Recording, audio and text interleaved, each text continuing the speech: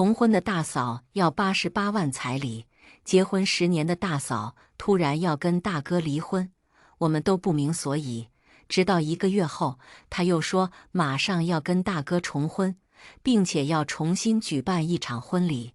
他要求我爸妈按照头婚的流程，再给他88万彩礼，并且还要买20万的五金。我们又一脸无语，可大哥却答应了他的无理要求，筹备了豪华的婚礼，准备了88万彩礼和20万的五金。然而，到了婚礼那天，大嫂兴冲冲地穿着婚纱准备接彩礼时，婚礼上却多出了一个比她年轻漂亮的新娘。大哥大嫂突然离婚了，我们家谁都不知道，就悄无声息地拿了离婚证。他们俩本也没有什么财产，我大哥一直在家里的工厂上班，一个1万块钱的工资，平时他自己都不够花。大嫂结婚10年，从来没上过班，每个月我妈给她1万零花钱，带孩子，房子住的家里的大别墅，所以他们的婚离得很干脆，只有孩子留给了我哥。我们一家人都很傻眼，胡闹，怎么一声不吭的就去离婚了？爸爸很生气，甩了大哥一个茶杯。大哥大嫂都不像离婚的样子，大哥吊儿郎当无所谓，大嫂反而还有点高兴。哼，我就是看不上王哲凯了，他一天天的才挣1万1个月，连孩子都养不起，跟着他还有什么意思？大哥抽了根烟，今天就搬出去，别再来烦我。大嫂笑嘻嘻的拖了个行李箱就走了。我妈留都留不住，她走后，我妈又打了我哥一下，说到底为什么离婚？我哥懒洋洋的，你们不也是一直不喜欢他吗？正好他想离，我就成全他。爸妈都沉默了，我更加不想多说。这个大嫂从来跟我不和，天天就想着赶我出去，说这里是她的家，不是我家。可我还没结婚啊，我怎么不能住娘家了？晚饭后，我妈悄悄问我，他们是真的离婚吗？我怎么看刘娟还笑得很开心？是啊，按照她的性格，要真是想离婚，不薅掉我哥一层皮是不可能的。我哥倒像真的恢复了单身，每天开开心心的。只是不到1个月，大嫂又回来了，她抱着折小军大声宣布，我和王哲凯准备重婚。什么鬼？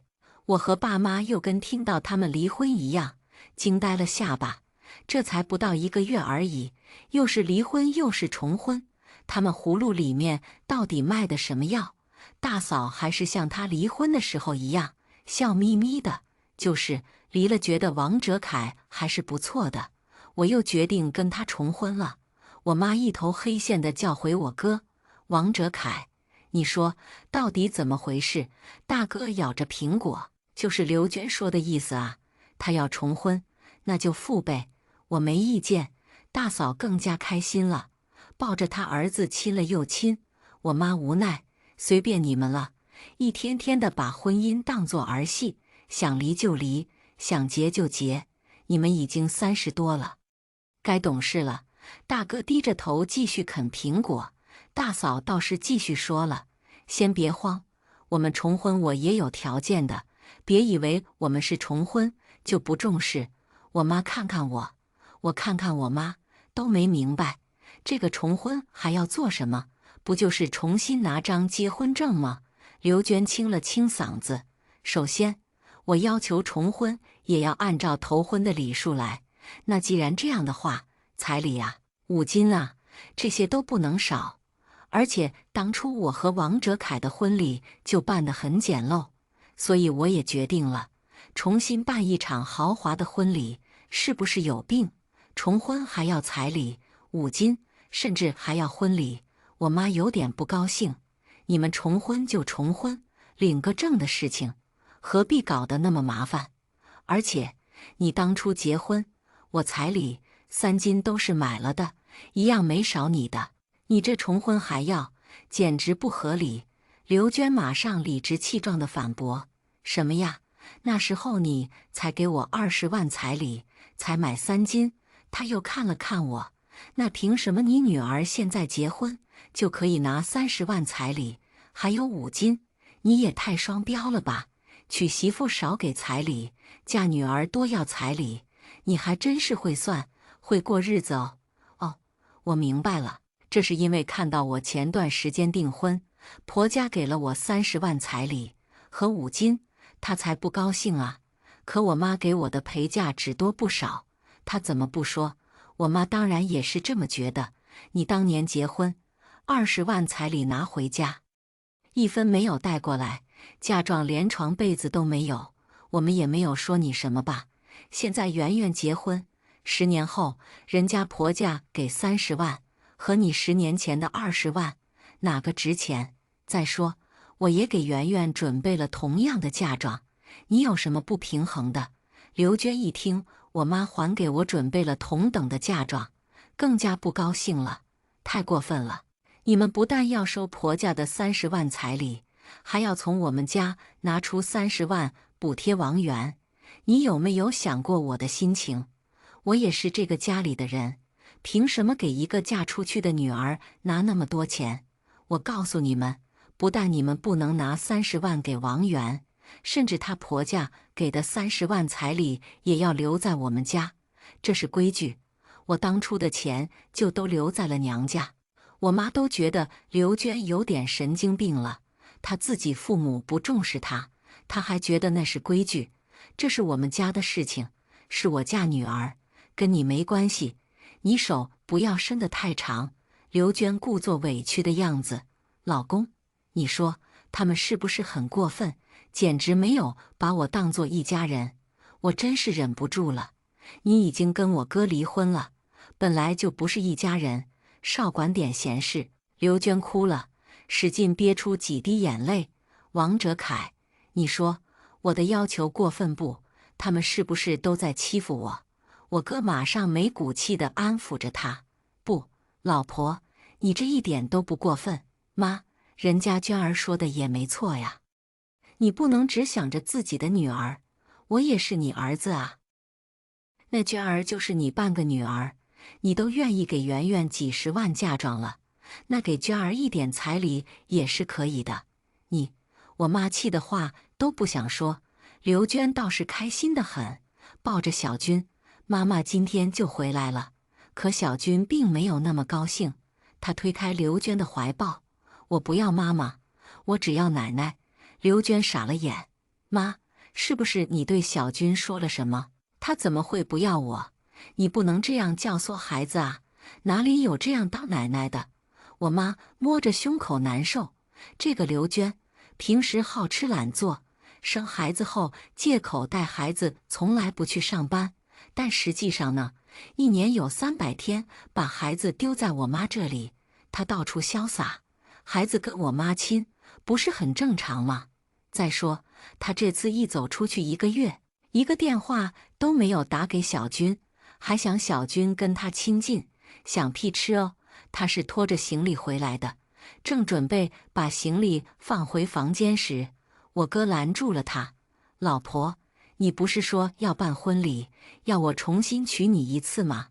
刘娟点头，是啊，那你不能住这里啊，你得住回你娘家，哪里有结婚前就住在丈夫家里的，是不是？她想了想，高兴地搂着我哥的肩膀，对，还是老公你考虑的周全。她又拖着行李箱走了，高高兴兴的，神经一样的，1个月内来来回回几趟了。爸爸黑着脸看我大哥，王哲凯，你好好给我说清楚，又在搞什么蛾子？大哥还是那句话，不就是重婚吗？你们那么大反应做什么？负你个头！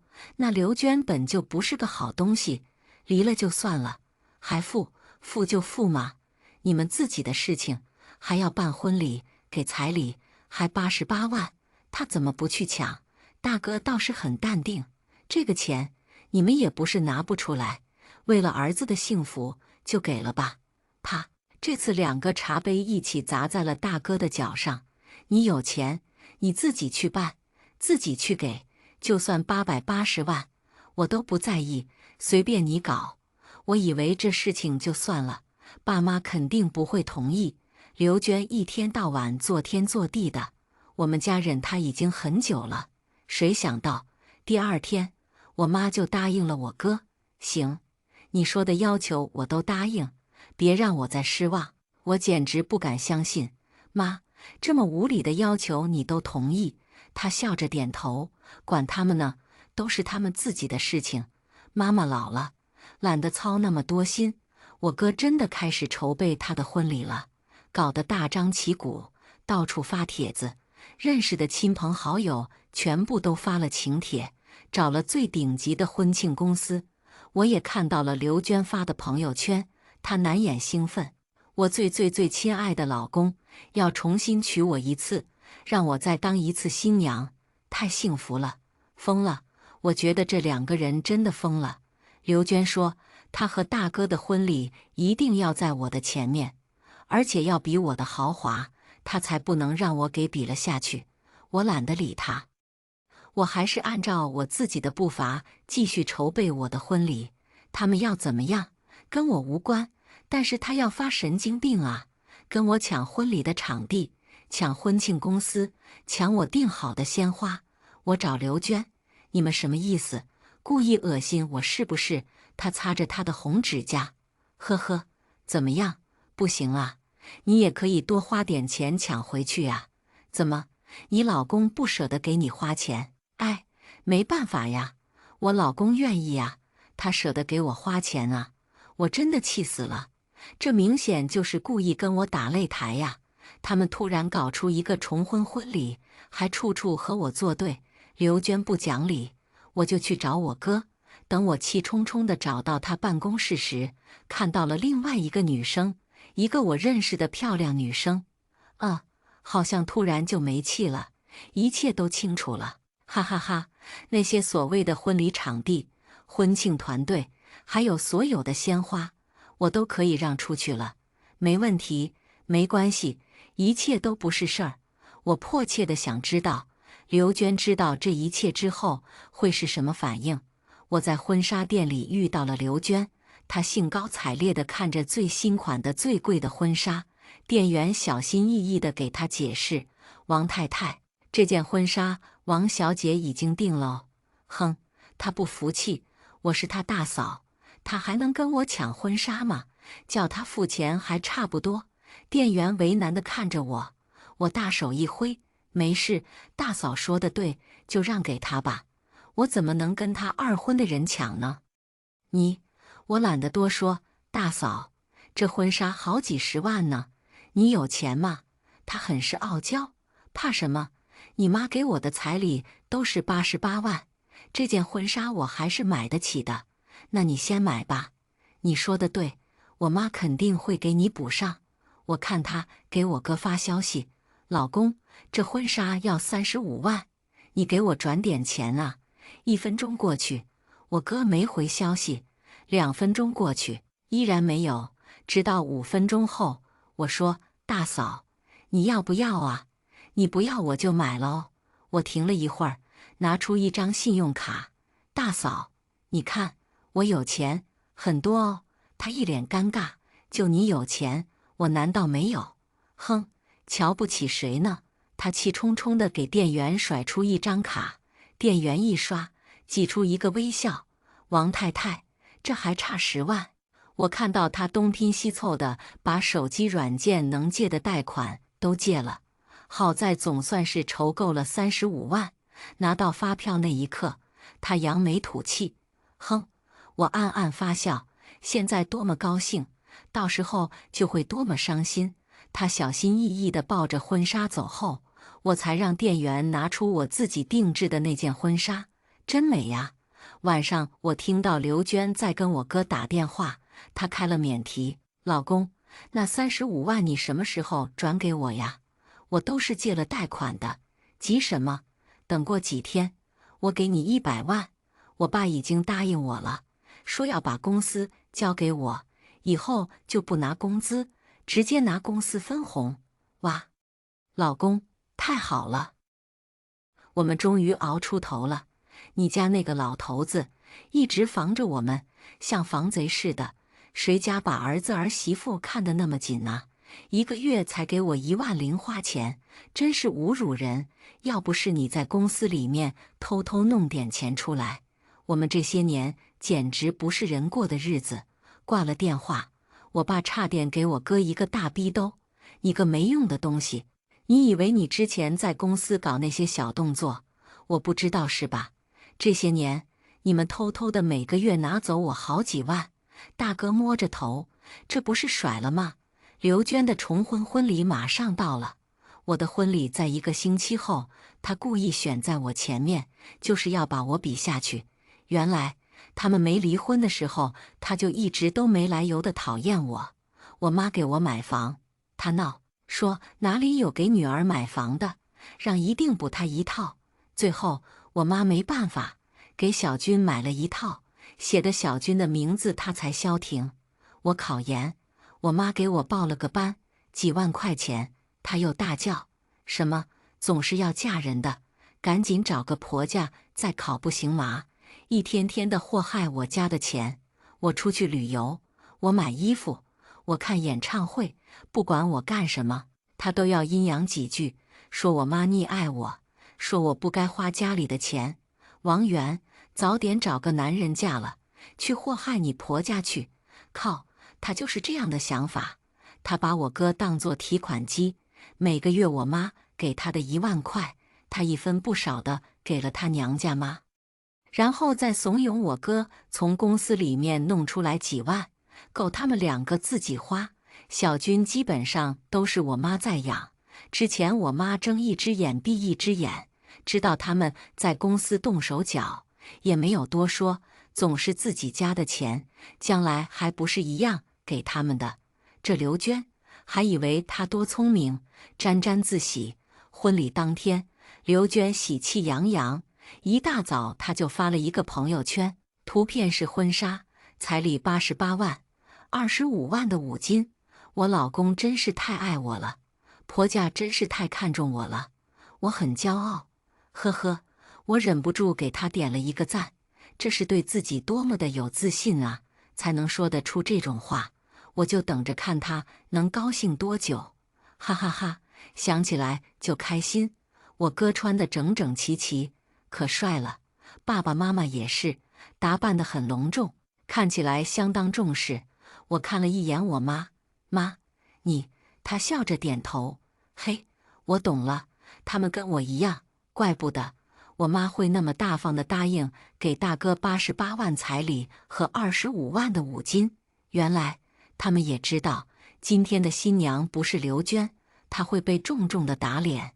只有刘娟不知道。我听到她又给我哥打电话，老公，你什么时候来接我呀？都11点了，我还要过去准备。我哥已经穿戴整齐，站在婚礼的后台。不急，还早，你安心等着。我怎么能不急呢？我还得去化妆。我哥干脆挂了电话。婚礼正式开始，亲戚朋友们都坐在一起，爸爸妈妈也端坐在第1排。司仪一大串的开场白之后，我哥站在了红毯的一端，让我们有请美丽的新娘。音乐响起，我哥看着红毯的另外一端，伸出了手，大家的目光都看向了大门外。可突然我听到了刘娟的声音，等一下。她穿着那套35万的婚纱，没化妆，披头散发的出现在另外一扇大门前。老公，我都没来，妆都还没有化，婚礼怎么就开始了呢？你去哪里有请新娘？宾客们都把眼光放在她的身上，大家都在交头接耳。刘娟，你来做什么？我妈问。妈，婚礼呀，我来参加我自己的婚礼呀。你怎么这样问？呵，我妈嗤笑一声，你在说什么？你和阿凯已经离婚了，哪里又有什么婚礼？刘娟很明显的慌了，她径直朝我大哥走去。老公，这是什么意思？妈，她说的是什么意思？大哥嫌弃地甩开她的手。刘娟，妈说的不是很明确吗？我们已经离婚了。不是，老公，你在说什么？我听不懂。我们不是说好了吗？我们假离婚，然后再重婚，让你爸妈给我出一笔嫁妆，不是我们两个商量好的吗？”宾客们一阵哗然，这也太乱了吧，还能这样？就是刘娟，你这算盘打得叮当响，这样算计你婆婆，太过分了。大家你一言我一语，都是亲戚，谁都知道刘娟那贪婪的德行，可是没想到她居然为了套路我妈的钱，还想出了这种烂招数。大哥推开了要靠近她的刘娟，滚！我从来没有说什么跟你假离婚，我说离就是真离。刘娟急得不行，不是，老公，不是这样的，我们当时商量好的，离婚1个月后就重婚，然后拿到钱给我娘家分一半，留一半我们去旅游，不是吗？滚！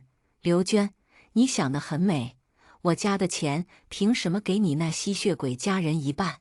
你说凭什么？刘娟急着又要去拉我哥，我弟弟要结婚啊，你知道的，我们家拿不出钱给他结婚，人家姑娘要30万彩礼，那你妈又不会无缘无故给我30万，我不想办法怎么办？真是笑死！他弟弟结婚，他爸妈拿不出钱，就想着我爸妈的。刘娟啊，刘娟，你真是不知足，10年前我就给了你20万，你1分没带回来，现在还来要。刘娟不服，那20万，10年前我妈就买房子付首付了，所以你弟弟娶老婆要30万，关我们什么事？刘娟理直气壮，那你女儿结婚，凭什么对面给她30万彩礼？你家能要，我家难道不能给？简直了，这都是什么逻辑？完全就是胡搅蛮缠。我哥直接把他拖到了一边，赶紧滚，别在我婚礼上发神经病。他这才想起一件事，你既然不是跟我重婚，那你搞这婚礼是要和谁结婚啊？王哲凯，你告诉我，你是要和谁结婚？我哥让2个保安按住了快要发疯的刘娟，他走向红毯的另外一端，把真正的新娘牵了出来。当刘娟看清楚新娘时，她彻底疯了，因为新娘不是别人，正是她以前的闺蜜谭青青。本来一开始跟我哥恋爱的就是谭青青，当时我哥带着她见过我们家人，我爸妈对她一直很满意。可是后来我哥突然说要跟刘娟结婚，因为刘娟怀了我哥的孩子，具体为什么我们都不知道，只知道谭青青伤心地去了国外，而刘娟嫁给了我哥。然而她的孩子也没有留住，不到2个月就流产。刘娟拼命地挣脱2个保安，向青青扑去。贱人，这么多年了，你还是没有忘记阿凯，你还是惦记着他，不要脸！我们孩子都有了，我们结婚了10年，你怎么做到还在一直想着他的？他根本没有就会接近青青。我哥一脚把他踢飞，护着青青。刘娟，你自己知道，当年我为什么跟你结的这个婚？要不是你耍了手段，我和青青早就幸福的在一起。刘娟大喊大叫：“不行，阿凯，你是我老公，当年是，现在也是，你不能和他结婚。”我哥狠狠地甩了他一个巴掌。刘娟，这么多年，我恨死了你，你知道吗？你当年……他还没有说完，刘娟一下跪在他的面前：“不能，绝对不能！阿凯，我不要88万彩礼了，我也不要25万的5金了，我们马上去领证重婚，好不好？走，我们马上走。什么婚礼，什么彩礼，我统统都不要了，我只要你，只要老公，可以吗？”红毯上2个穿着婚纱的女人，一个打扮精致，明媚如公主，一个披头散发，像偷穿了别人婚纱的小偷。刘娟狼狈不堪的要去抓大哥的手，被大哥甩得老远。她看到了坐在第1排的爸爸妈妈，一下跪在妈妈面前，痛哭着：“妈，你帮我说句话吧，阿凯他疯了，他被谭青青下了蛊，你们一定要帮我。我为什么要帮你？我妈冷眼看着刘娟，你到我们家这么几年，做了一个儿媳妇该做的任何事吗？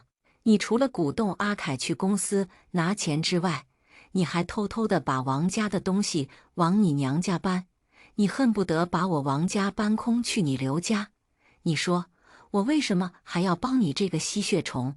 他摇头，眼泪汪汪。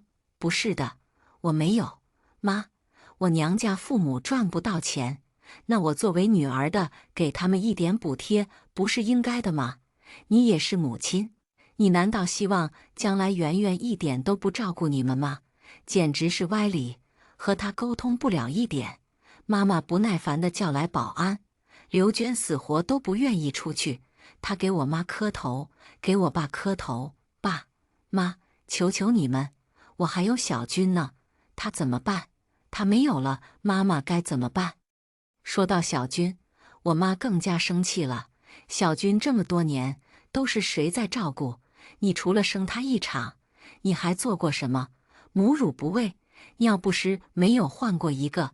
他除了当你的模特拍照，在朋友圈秀一下之外，对你来说还有什么用？哦，还可以当做你要挟我们的工具，找我们要钱的理由。6个保安一起才把刘娟丢出了婚礼现场。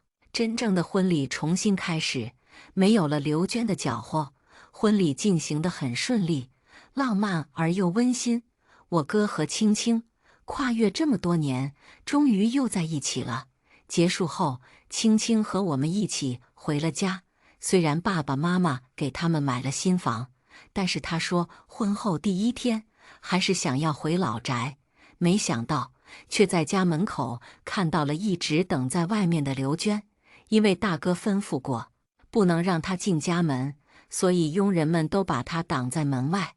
她正准备冲向大哥的时候，看到了谭青青，她气急败坏，举起手就要打谭青青的脸。可我哥怎么能让她得逞了？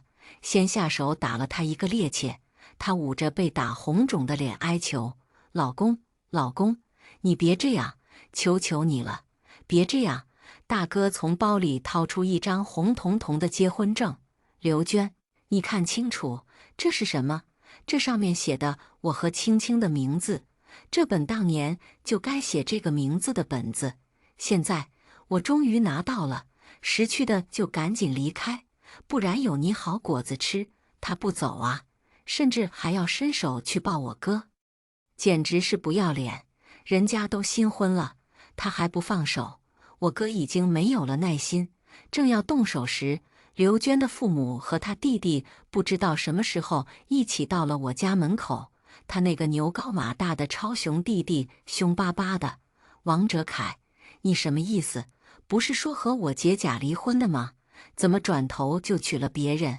我哥都懒得看他，一个不学无术就知道打架斗殴的垃圾，有病！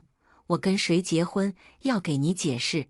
刘俊挽起袖子就准备动手，他就因为超雄经常打人，我哥都不知道给他擦了多少次屁股，跟在身后给他赔了多少次钱。眼看他要动手，刘娟的爸妈赶紧拦住了他：“别动手，都是亲戚。阿俊，那是你姐夫，能乱打的吗？”他们一边唱红脸，一边唱黑脸。刘娟的妈装得很是善良。阿凯呀，这是怎么回事呢？娟儿给我说的是你们假离婚啊。是啊，既然他妈出了场，那自然我妈也不能落后。你家刘娟出的主意吗？假离婚再重婚，重新要我88万彩礼，25万的五金，然后给你这个超雄儿子娶老婆，对吧？还要在我公司想办法弄几十万出来，再给你儿子买套房，对吧？对面几个人脸上青一阵红一阵，那有什么不对吗？我姐愿意给我，你管得着？呵呵，我当然管不着，我也不想管啊。只要他不动我的钱，我管他跟谁结婚，跟谁离婚。我妈让大哥带着新大嫂进门，你们先进去吧，这些垃圾让保安来收拾就是。我哥刚准备走，刘娟趁他不注意，一下就溜进了房门。她跑得飞快，我们都在后面追她。可是她真的太快了，她直接跑进了小军的房间，抱着小军继续往楼上跑。她站在楼顶，抱着小军作势要跳楼。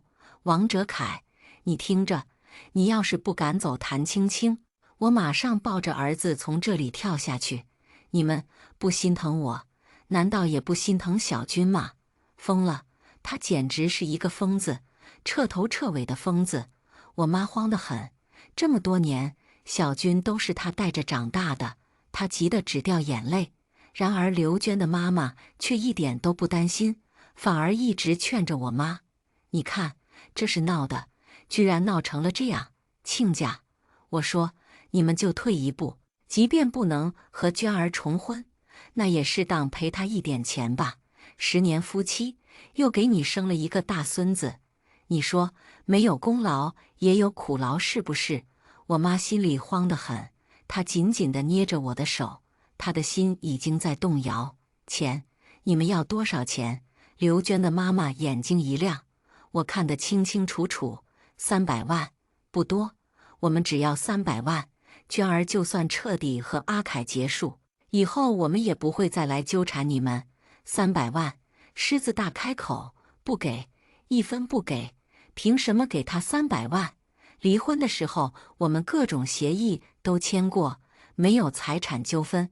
我妈快要动摇时，我哥坚决不给。刘娟的妈生气了，她大声喊刘娟：娟儿，你看到没有？你在他们心中连300万都不值，那你还活着有什么意思？跳吧，你跳下去算了吧。刘娟似乎以为自己听错了，她反问：妈，你真的让我跳下去？真的？对，跳下去，反正这家人也不心疼你，即使你抱着儿子，他们也铁石心肠的不会心疼你。我妈想要上去抢小军，我哥也感觉马上要松口了。然而刘娟突然大笑了起来，她放下了小军：去吧，儿子，去找奶奶。小军飞快地扑进了妈妈的怀里。刘娟的妈发了疯一样想要从我妈怀里抢走小军，可我哥怎么会给他机会？他愤怒地指着刘娟：你干什么？刘娟，你干什么？把小崽子放过来，你带着他一起跳啊！刘娟大笑着，疯狂的大笑，哈哈哈，哈哈！妈，你真的让我跳？你真的一点都不管我的死活？她站在阳台最后一点边缘上，随时都会掉下去。这么多年，我都是听你的，你让我想办法拿下王哲凯。你说他家有钱，我嫁进来肯定衣食无忧，还能帮衬娘家。你说阿凯太老实，好拿捏。你叫我利用王源，骗王哲凯进我的房间，你让我给他下药，我都听你的，我全部都听你的。我终于进了王家，我拿了20万彩礼，一分不少的给你。我每个月1万的零花钱全部给你，我让阿凯在公司顺出来的钱也全部给你。本来我过得好好的，是你让我离婚，说离婚再结婚，再要一次彩礼，你要给弟弟结婚，我都听你的呀，全部都听你的。可是你现在要我真的跳下去，你真的不要我的命吗？就因为我没有拿到钱，你就要我跳下去？天啦，这都是什么三观？刘娟他妈听到她说这些，毫无悔意。你说，你是不是听了我的，嫁进了王家？你是不是过上了这么多年的好日子？现在是他们家的人铁石心肠，要你去死，不是我，你就死给他们看。刘娟笑得更疯狂了。我真的害怕他随时跳下去，我跳下去了，死了，你就好找王家要钱，他们是不是？你连我最后一点价值都要榨干吗？你是我妈妈，你是吗？刘娟准备下来了，可他妈却猛地冲上去，想要直接把她推下去。好在她紧紧地握住了栏杆，哈哈哈，我就不跳，我听你的话一辈子，今天我就不跳。她跌跌撞撞地从阳台上下来，经过我们的时候，深深地看了小军一眼，最后他停在青青的面前。对不起，青青，当年是我起了歪心思，这么多年，我其实很后悔。我也知道，偷来的终究是留不住。我祝你们幸福。他走了，失魂落魄的。他们一家人都走了，后面的几个人骂骂咧咧。我一直不明白，他刚刚说的那句话，什么叫利用了我让我哥犯了错？我去问我哥才知道，当年刘娟让我给我哥喝了一瓶水，而那瓶水里面加了药。我哥就是那样被他设计，而青青刚好看到了那一幕，所以他伤心的去了国外。而刘娟所谓的流产，根本连怀都没有怀，更加没有流产，全部都是他的套路。这些也是我大哥婚后才知道的，但是木已成舟，他也只能打落牙齿和血吞。直到这次，刘娟又准备套路我妈，他以为大哥已经完全被他控制了，想要离婚再结婚易如反掌，100-200万也是轻轻松松。可惜呀，这次他的算盘打错了。我觉得对不起青青，对不起，要不是我。他摸了摸了我的脸，不关你的事，没有你也有其他人。是刘娟心术不正，刘娟消失了，没有人知道她去了哪里。听说她买婚纱的钱是他妈给他弟弟存的钱，他弟弟把他打得要死不活，还有一半是贷款的钱，天天被人催债。有人说他被弟弟打死了，有人说他被弟弟卖了，也有人说他疯了。总之，我们都没有再见过他，是死是活已经与我们无关。有些人，有些事，不是你的就不是你的，即使用尽手段，短暂拥有，也不得长久。接下来我们来听下一个故事。年终奖抽到3000万彩票，我激动过后准备兑换，老板却突然改口，收回彩票，换成一纸祝福。哎呦，搞错了，这才是奖池里的3000万。只见纸上明晃晃写着：千万要快乐，千万要健康，千万要幸福。我气笑了，坚持要回属于我的彩票。老板当即翻脸，不仅不给，还要收回我的年终奖。这3000万我打算捐出去做公益的，你是员工也不能太小气。答应给你的15万我就替你捐了。销售额过1000万没有奖金，好不容易抽中奖了还不算数。好，是大画家。我立马辞职，联系老板对家，带着部门员工集体跳槽。年会抽奖我抽中了5张刮刮乐彩票，老板一向抠搜，其他同事好的年会礼物也就是个杂牌子电饭锅，外加一些乱七八糟不实用的东西，比如小块毛巾和钥匙扣、小娃娃等。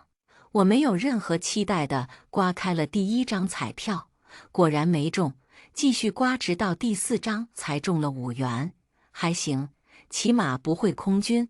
刮开第5张彩票的时候，我愣住了，肾上腺素激增。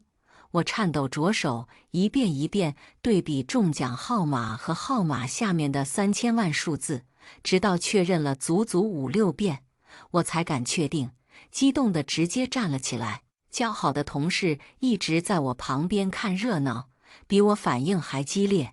啊，3000万，月中了3000万，同事们都被他吓到了。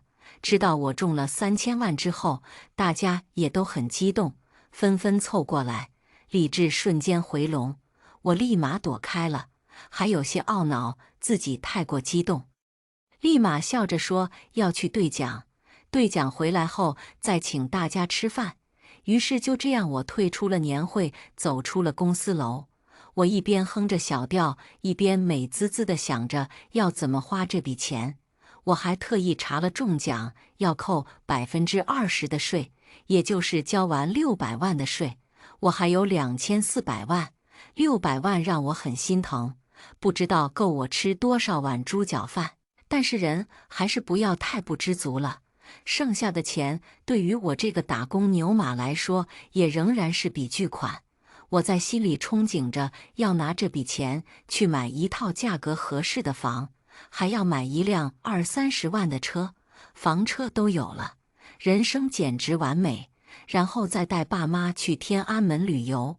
我那在农村待了大半辈子的爸妈，连老家省会都还没出过呢。我还在心里盘算着该怎么花钱时，老板急匆匆地从后面跑过来喊住我：“哎，错了错了，周月，你站住！我很想走，但是身为牛马属性的打工人，老板都发话了，我怎么敢不站住？”老板递给我一个礼盒，笑嘻嘻地道：“周月，你看看，这是给你的年会礼物。”我打开礼盒，里面只有一张白纸黑字，纸上写着“千万要快乐，千万要健康，千万要幸福”。哎呦，周月，你看你这个急性子，搞错了，这才是奖池里的3000万。我有些不可置信，是我想的那个意思吗？老板冲后面来的2个保安招招手，然后对我道：“对，礼盒里的才是你的东西，现在你把彩票还回来吧。”我勉强挤出一丝笑：“老板，这不太好吧？这彩票是公司早就提前确定好，准备给员工的福利。我运气好抽中了，那已经是属于我的了。咱们公司里的人也都是知道的。”我看老板的神色垮了下来，赶紧表忠心：“老板，你放心，即使我中了奖，也会继续好好在公司干活的。明年努力业绩翻倍，多卖几辆车出去。况且这彩票对我是一笔巨款，对老板您来说，不就半年来的利润吗？您何必跟我一般见识？我是在4S店卖车的，今年干得不错。”销售额都过1000万了，老板靠着我们这帮拼命地销售，今年已经又换了3辆车了。但即便我销售额过1000万，老板也才答应给我15万的年终奖。我紧紧握着手里的彩票，卑躬屈膝地和老板交流，把自己的姿态放得极低，只希望老板能够不要打我彩票的主意了。但老板根本就没耐心听我说话。我话还没怎么说完，老板就直接黑脸打断了我：“周月，咱们是一码归一码。我知道你业绩好，这不是答应给你年终奖了吗？这彩票都是我掏钱买的，我说不给就有权利收回，你还是赶快给我吧。”我的心一沉，老板果然还是一个一如既往抠搜的狗东西。原本我中了彩票是个大喜事，但现在看来倒是个大麻烦了。保安早就被老板叫过来，隐隐围在我的身边。我就是想跑，一个女人也跑不过3个大男人啊！我不死心，这可是3000万，僵持着没动，脑子里还在想能有什么办法。老板看我的态度，冷哼一声道：“这公司楼下呢，你还能阻止得了我？你要是再敬酒不吃吃罚酒，那先前压的2个月工资你也别要了，年终奖你也掂量掂量。”我简直气笑了，老板果然是够狠。公司里的员工一直被压了2个月工资，说是为了鼓励员工的积极性，其实大家都知道是为了拿捏员工而已，但大家都是讨生活的。老板虽说压了2个月，但好歹每个月工资都结了，大家也就忍了。现在出事了，这不就是老板拿捏的机会吗？我无所谓的笑：“没事，老板你现在让我走，工资我都送您喝茶。”老板见我还是不为所动，目光狠厉地盯着我：“周月，你不要给我打哈哈，我不想当个野蛮人。说实话，老板的目光我确实看得挺怵的。”但是我还是坚持理直气壮地瞪了回去。同事们看见我和老板在楼下，也纷纷跑下来看热闹。我只希望老板好歹看在这么多人的面前要点脸，但是我想错了。老板直接指着平日里和我比较熟的员工李芬说：“李芬呐，我记得你的年终奖也有6万块吧？周月拿了我的彩票，我好好给他说，他也不肯还我，还是你帮我跟他说说吧。你看他工资和年终奖还要不要的？老板话里的威胁暗示谁听不出来？李芬当场就变了脸色，一脸为难地看着我。他一会儿叫老板，一会儿叫我，硬是半天没说出句话来。老板当即就怒了，大骂李芬道：“你这个废物！我看你的工资和年终奖也别要了，我现在就通知财务取消你的。”李芬眼眶瞬间就红了，忍着情绪继续向老板求情，最后不得已冲我说道：“那个周月呀，要不你听老板的话吧。”李芬说完，低下头不敢看我。老板却是脸色变好了，笑嘻嘻道：“李芬，你还是挺懂事的嘛。你放心，这么听话的员工，公司肯定会厚待的，你的钱会一分不少的发给你。”我看着这副状况，简直怒火中烧。我不怪罪李芬，我理解她，毕竟大家都是身不由己的打工牛马。老板又高高在上的开了口：“周月，你别再闹了，闹到最后这钱也归不了你，你还是痛快点吧。何况就你这种穷逼，这么大笔钱你也拿不住啊，得是我这种福大的人才承受得住，真是笑话。这钱我也不压得住，还用得着他来评价吗？”老板看旁边看热闹的员工都盯着他看，他随口说道：“当然了，我也看不上这3000万，等我兑完奖金，我就直接全捐了。我可不是周月这种没气度的人。”我听着简直想要嗤笑出声来，真是够虚伪的装货，看不上还非要抢干嘛？现在到了这种情况，想让老板让给我彩票是不可能了。我看了下周围的情况，想要不管不顾直接开跑，但是老板的耐心似乎也已经全耗尽了。他说完看我还是没反应，直接就冲梁保安吩咐道：“直接给我抢过来，抢来我给你们俩发奖金。”保安一听有奖金，也就直接靠近我，一人扯住我的双手，一人直接使劲掰开我的手掌。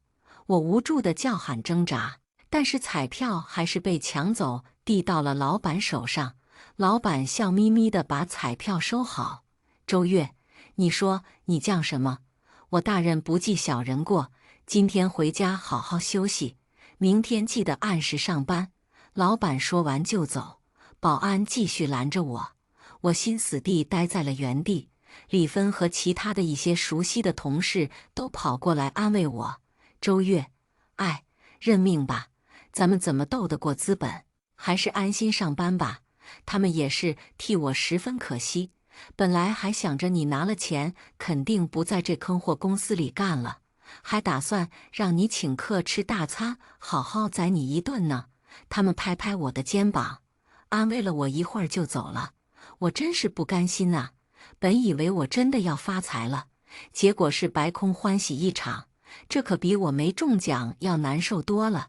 越想越不甘心，越想越生气，我他妈的为什么要便宜那个狗老板？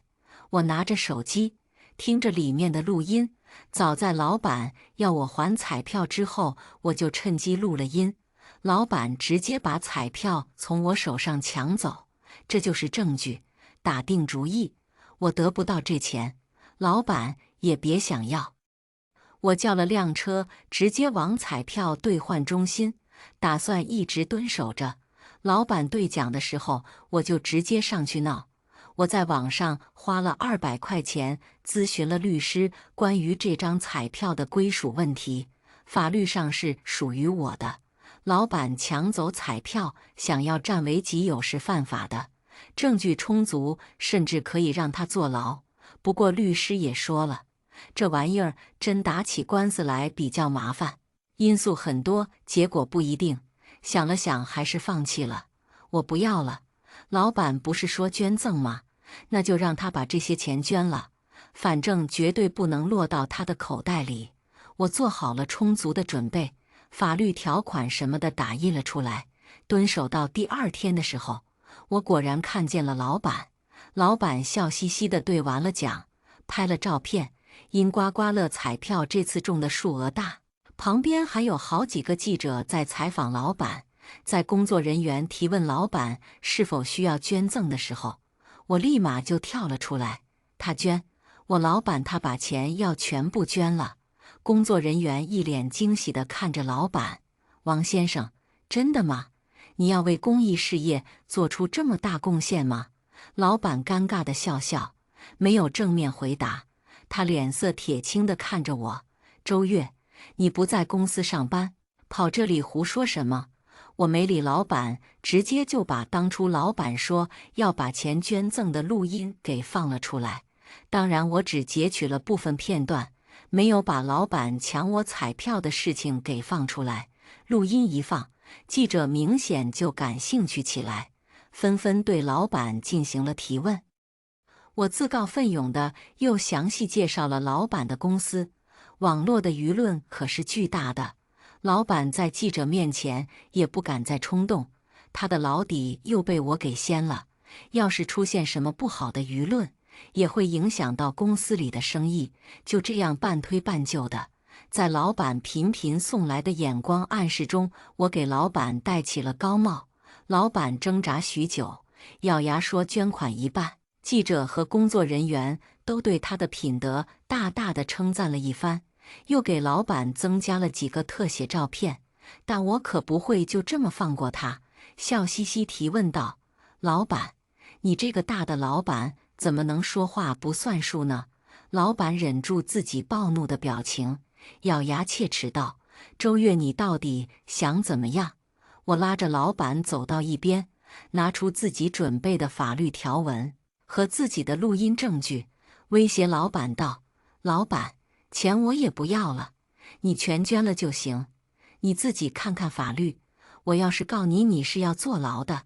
在记者面前，我也给您留了面子，没将彩票的来龙去脉讲出来，怕影响公司形象。”老板被我给气笑了：“有本事你就去告啊，老子怕你啊！”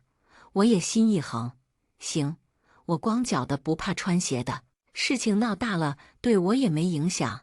你要是不全捐了，我现在就去记者面前诉苦，反正你是老板，后果你也承担得起。老板拉住我，冷哼一声道：“行了，别装得这么大义凛然了。你装什么？不就是想要我给你钱吗？告诉你，别想了。大不了我现在真全捐了，也不会给你留一分。”老板和我拉扯一番，最后还是黑着脸把钱全捐了。我心满意足地离开了。离开前还听见老板对我恶狠狠道：“周月，你给我等着！”我没放在心上，我早就豁出去了。我还没回到家呢，老板就给我打了电话：“周月，我的钱都全捐了，你的格局也不能太小。你的年终奖15万，我做主也打算捐了，你就别想着了。”我还没说话，老板就直接挂了我的电话。第二天刚好是发工资的时候，我查了下结果，还真没给我发年终奖。不光我的年终奖没发，和我关系几个比较好的同事，甚至还只发了应得的一半。我早就有了心理准备，但其他人都很震惊和愤怒，他们聚在一起大骂老板。骂完了之后，还是一脸的愁容。哎呀，我这个月发的工资就够还房贷了，孩子奶粉钱还没着落呢，真是压力山大。就是我老家家里新修了房子，我说的要出装修钱的，这狗老板还压一半的工资，他怎么不去死？我挺不好意思的，毕竟很有可能是受了我的牵连。他们虽然满脸的怒气，但是都没有冲我发，知道我没了年终奖，也都为我愤愤不平。就在这时，我的手机电话响了，是我爸打来的。我爸试探地问：“今天你发工资了是吧？那你看什么时候方便安排我一下？这几天被彩票的事给弄昏头了。”我爸问出声后，我瞬间想起来，前2个月我告诉了爸我年终奖有15万，当时我就兴冲冲地说，发了钱就带他去做手术。我爸之前出车祸，腰落下病根，经常腰疼，若是做手术修复一下可能会缓解。但是我爸舍不得钱，还是听说我年终奖有那么多后，才放心地接受了做手术的提议。但现在我钱没发到手，我犹豫了一瞬，打算看是不是先瞒着爸，拿手里的积蓄再借几万给爸做了。我爸看我没立马接话，就话锋一转道：“没事，我就是问问，最近腰也没有那么疼了，咱们以后再说这个事吧。你工作快去忙吧，别耽误你干活了。”我知道爸是怕我为难，我立马回道：“没事，爸，刚就是招待了下客户，你放心，钱都发了。我过2天就回家，带你去医院。”好好好，在爸爸高兴的话语中，我挂断了电话，立马就去老板办公室找他。彩票钱我没拿到，但我辛辛苦苦挣的工资，他别想少我一分。得知老板和顾客在外面喝酒，我立马赶到了饭店门口等。寒冬腊月的，风一层层刮在我的脸上，冷得我哆嗦。我等了很久，老板才带着满身酒气出来。我赶忙拦住了老板，尽可能态度好地问道：“老板，我那年终奖您还是发给我吧，家里还等着用这笔钱呢。这都是我自己辛辛苦苦地卖出去的销售提成。”老板斜着眼睛看了我一眼，嘴里让人恶心的酒气扑面而来。年终奖？你还有种想要找我要年终奖呢？你害我损失了几千万，我没让你赔就不错了。说到彩票钱，我忍住发脾气的冲动，家里老人身体不好，我还等着这钱给送医院呢。老板，你就别和我闹着玩了。老板不耐烦打断我：“少废话，你少在我这装可怜。我管你家需不需要钱，你家死人了都不关我屁事。反正要钱没有，你再找我，小心我找人弄你。一个臭婊子也敢和我对着干！”呵，我真是气笑了，再也忍不住，上前就是朝老板甩了个巴掌。啪的一声，我的手掌狠狠地落在老板肥硕的脸上，声音清脆。老板脸色一阵扭曲，举起手愤怒地冲向我，想要还手把我教训一顿。你这婊子，竟敢打我！但老板喝了酒，控制不好身形，我侧身一闪就躲开了。老板没得逞，一下子气急败坏，破口大骂：“不知死活的东西！要不是我给你一口饭吃，你能像现在这样活得人模狗样？也就我可怜你，让你有了份工作。现在你被我开除了，立马给我滚！敢惹我，我让你以后在这个行业里都混不下去！”我毫不畏惧。其实就算他不开除我，我也不打算在这干了。至于不能在这个行业混下去，那是不可能的。作为销售，最重要的就是资源。除了店里引流来的顾客，我手上早就积累了许多有钱的富二代资源。店里的名牌车主要消费主力就是这些富二代。富二代不差钱，经常为了泡妞来店里买车。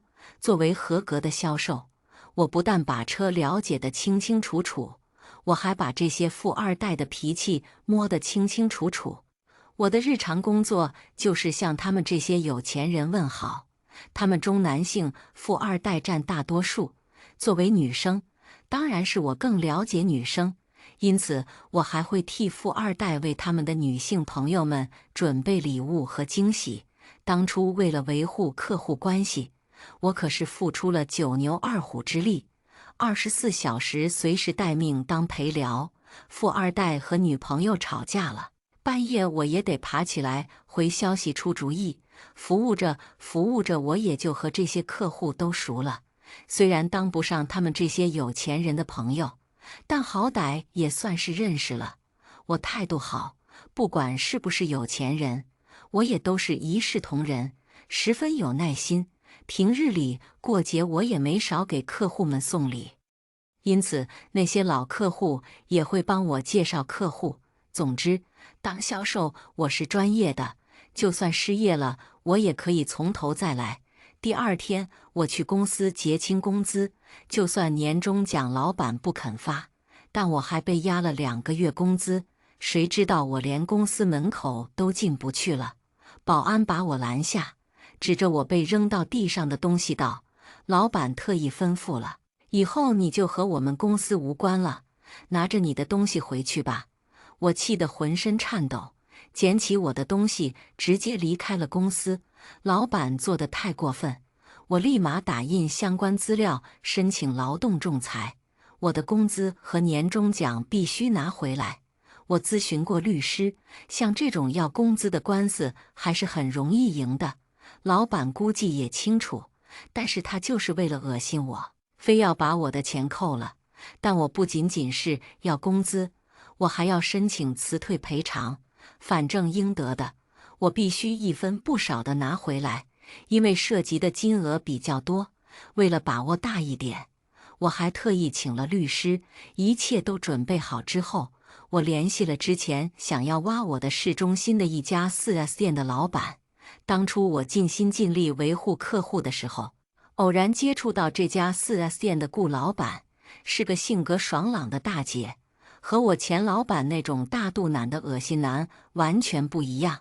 当初他看我服务周到，曾经说过要高薪把我请过去上班，但当时我在店里上班习惯了，业绩也一直不错，工资还行，而且租的房子也不太方便，所以我就拒绝了。也不知道他现在是否还愿意接受我。我有些忐忑地打了顾老板的电话，谁知道他一直都记得我，听我说想去他那上班，他立马就答应了。当天我就去到了他店里，顾老板对我表示了热烈的欢迎，搞得我有些不好意思。虽然他也听到了一些风声，但他没有过多地打探我和前老板之间发生的事。我有些为难地开口：“老板，我知道我提的要求可能有些过分，但我能不能先预支一些工资？”顾老板没有丝毫的不耐烦：“哎，周月，以后你叫我顾姐就行，我们这儿的员工都是这么叫我的，我听着亲切。你提前预支工资是要多少？家里是遇到什么难处了？”顾姐非但同意了，她还关心起我的生活来，这让我感受到了久违的温暖。没想到这个老板会这么好。我简单介绍了下我爸的情况，顾姐就一个劲儿地为我叹息：“哎呀，你这小姑娘可真是不容易，这大过年的你拿着。”顾姐立马往我手机上转了2万块钱，这是我私人转账给你的。我们公司员工第1年过年我都会发多一点，至于预支的工资我通知财务，到时候发你工资卡上。顾姐说完，又跑到办公室里提出3大箱礼品，这些补品都是比较好的，你正好拿回去给你爸补补身子。我一下子简直手忙脚乱，感动得热泪盈眶，真是个好老板。对比我前老板的抠搜那，简直是一个天一个地。难怪我之前就听说顾姐这儿的员工很稳定，基本上就没怎么跳槽的。红包和礼品我都不好意思收，拒绝道：“顾姐，你肯给我提前预支工资，我已经很感激了。这红包和礼品我就不收了，等年后我一定努力工作，做出业绩来。”顾姐笑着说：“你别给自己这么大压力，正常发挥就行。我看你做事认真，卖车的时候又挺能察言观色，能说会道的，业绩啊准差不了，都拿着吧，就当是提前的奖励了。”我和顾姐这边在互相推脱，那边就有同事跑过来，笑嘻嘻的和我打招呼道：“你是新来的同事吧？顾姐给你的你就拿着吧。”我们公司里员工都拿了顾姐不少好东西了，能够在上班时间跑来和老板聊天，这氛围这么好，我就知道我肯定是来对了。我的心也彻底安下来，在顾姐的再三劝说下，最终我还是收下了钱和礼品，心中暗暗发誓，一定好好努力工作报答顾姐。距离过年也没几天了，顾姐索性让我年后再去上班，给我放了带薪假回家陪我爸。就这样，我拿着提前预支的工资回了老家，然后带着我爸去医院做了手术。我心中仍然憋着一股气，哪怕是在医院的时候，我都在和老客户聊天维护关系，同时也告诉了他们我跳槽的事情。前同事们也知道我换了个比较好的新老板，关系比较好的还向我打听新公司需不需要人，他们也是待不下去了。就这样，我没有丝毫松懈地过完了整个假期。新年过后来上班，我一边向律师跟进劳动仲裁的情况，一边努力工作。不过刚过完年，咨询的顾客也比较少。我正在专注地整理销售资料时，钱老板进了我们店门，他直直朝我走来，神态傲慢。哟，这不是周月吗？怎么跑到这里来骗吃骗喝了？钱老板声音尖锐，也引起了店里其他同事向这边看过来。他又接着道：“你之前就业务能力不行，还害得公司里损失了3000万。像你这种道德败坏的家伙，竟然还在这儿祸害别人！”我只觉得一股怒火冲向脑门，双手不自觉地紧握成拳，恨不得把钱老板揍一顿。王先生，我们这里正常营业，只接待正常的顾客，不接待恶意找事情的同行，请你出去。钱老板不屑地看了我一眼，指着店里的一辆车道：“谁说我不是顾客了？这辆车我要了，你还不快过来？”我回道：“王先生，若你真是要买车，麻烦先付下定金。对了，考虑到特殊情况，我会给你打印一份合同。若是你突然反悔了，定金我们是不退的。”钱老板一看就是来找茬的，我根本不信他会买车，但我没想到他为了羞辱我，立马给我转了3万的定金。他阴沉地笑，对我吩咐道：“怎么样？现在我是顾客，你可以服务我了吧？给我倒杯茶。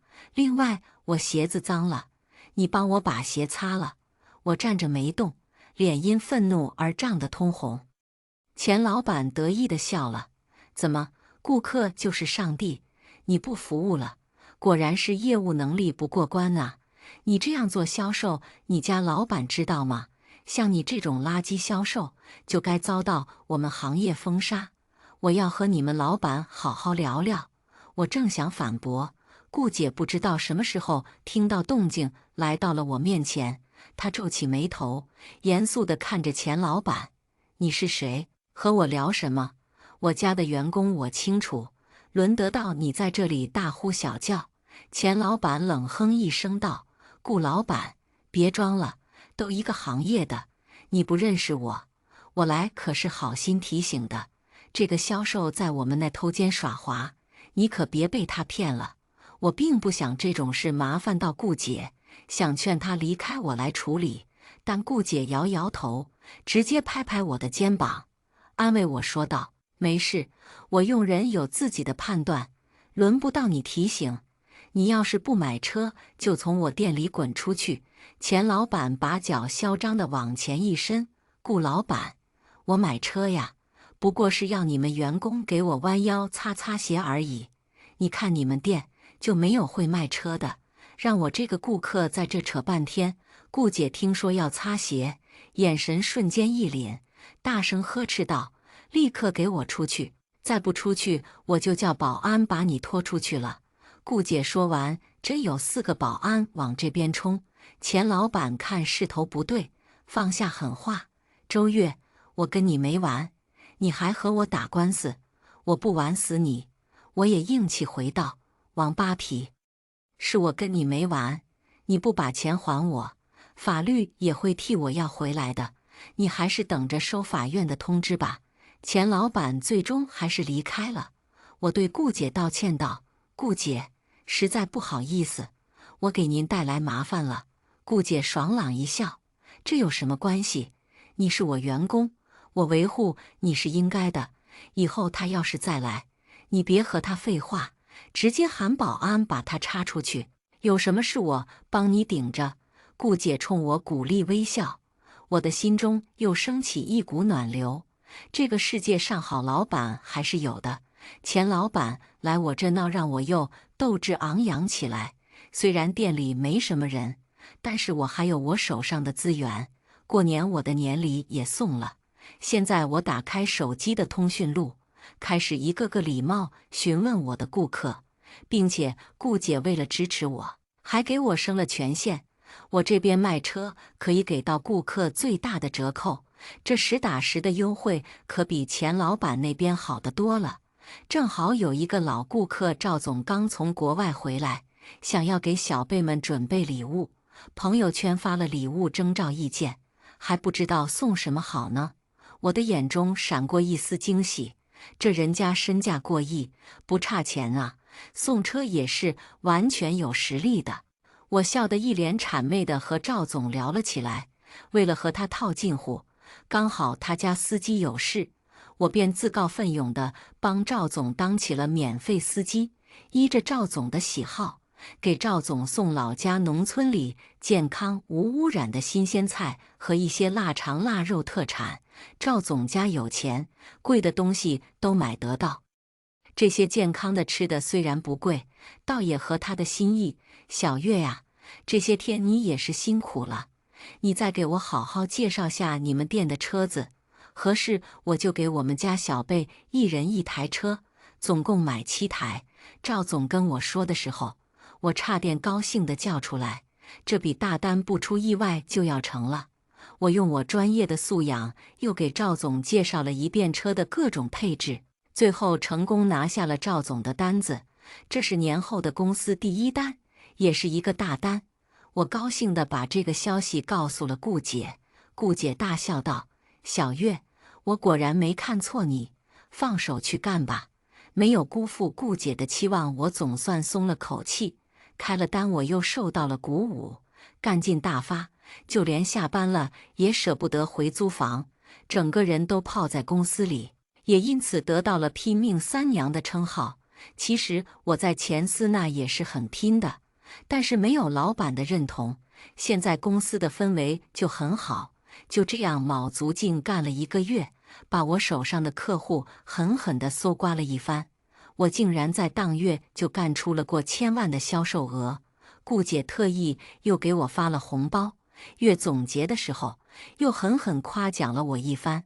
我在这边拼命干的时候，没忘了我的那帮关系比较好的前同事，他们最近怨声载道的，听说抠搜老板更抠搜了，他们快顶不住了，都无心上班，想要跳槽。和我关系比较好的那些同事本就属于比较拼的那一批，我被这样对待后，他们也感觉寒心，跑业务心思也淡了下来。最近这段时间，前司的业绩都比较平平。得知我的业绩后，钱老板坐不住了，打电话把我大骂了一顿：“你这个忘恩负义的狗东西，真是不要脸，把我们店的大客户都挖走了。你赶紧把客户联系方式给我做好交接。”但我怎么可能会理会他，仍旧好好工作，每天忙个不停。顾姐也有心给我出气，在业界内帮我宣传了下钱老板的好品德，顾客们也都知道了3000万彩票的大瓜。这王老板没信用，他们店的车还是不考虑了。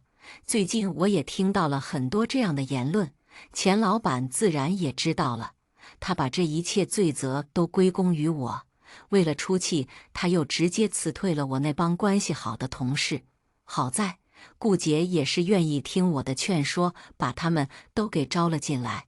我们卖车小团队老熟人又集聚在了一起，并且他们也和我一样申请了劳动仲裁。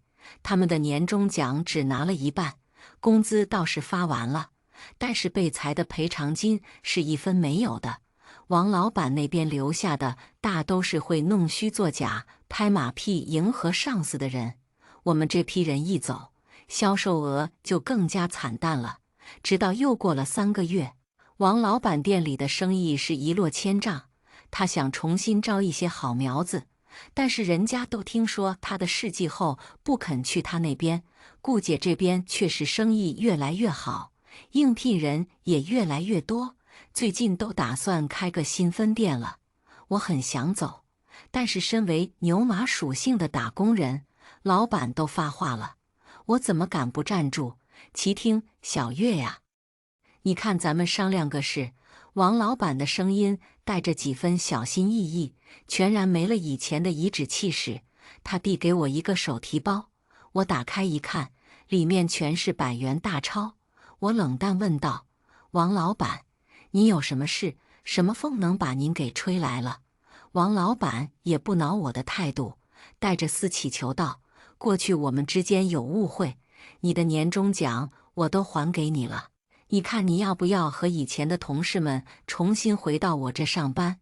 我肯定比你们现在上班要给的多。”我冷笑道：“不用了，王老板，我可配不上在你那上班。不过这年终奖是我的，我就收下了。”王老板顿了顿，再次恳求道，语气里满是懊悔：“你走之后，公司出了很多状况，当初是我有眼不识泰山逼走了你。现在团队乱成一团，我是真的需要你，你就回来上班吧。”他有些急切说道：“我知道错了，只要你肯回来，工资翻倍，职位权限全都给你升上去。”王老板，早知今日何必当初呢？晚了，我不会回去，同事们也都不会回去的。我再次态度强硬地拒绝了。王老板这人根本不可信，有利可图他才会弯腰，我可再懒得和他虚与委蛇。王老板仍然不死心，继续苦苦劝说我。我直接怒吼一声打断他：“你烦不烦？像个狗皮膏药！你快给我滚吧！一个大老板也不嫌丢人。”说完，不顾脸色涨红的王老板直接快步拿着钱离开了。我只感觉心中无比爽快。先前那么嚣张的王老板也低了头。虽然我的年终奖都拿回来了，但我还是没有撤销仲裁，我的赔偿金还没拿到呢。又过了1个月，我们所有人的官司结果出来了，打得很顺利，法院都判给了我们应得的。上班的时候就可以听见店里喜气洋洋的笑声。赔偿款对我们来说虽然很多，但对王老板并不多。王老板现在愁的是他们店里的生意，现在的销售额开店是入不敷出，再过不了多久，这个店就开不下去了。后来又过了几个月，顾姐开了新的分店，我调去新店当店长。路过王老板店里的时候，发现店已经关门了。我这才知道，原来王老板店里的销售弄虚作假，从顾客那里吃回扣。并且王老板也为了缓解资金压力，悄悄把二手车包装成新车便宜卖出去糊弄顾客。顾客发现，后来店里闹着闹着，生意就更加不好，没过多久就彻底关门大吉了。大家也不知道王老板去了哪里，反正汽车行业他是混不下去了。后来又过了几年，我成功开了家自己的4S店，也当上了老板。偶然一次遇到王老板，看见他在街边卖炸串，他不再是意气风发的老板，看见我一顿，然后尴尬笑道：“老板，要不要来点炸串？”我摇摇头走了。听说王老板关店之后又开始其他的创业，但都没成功，还把本钱都败光了。后来他就死心了，开始认命摆摊，做点小本生意。其实如果不是他之前做的太过分，他本可以还是有钱的汽车老板的。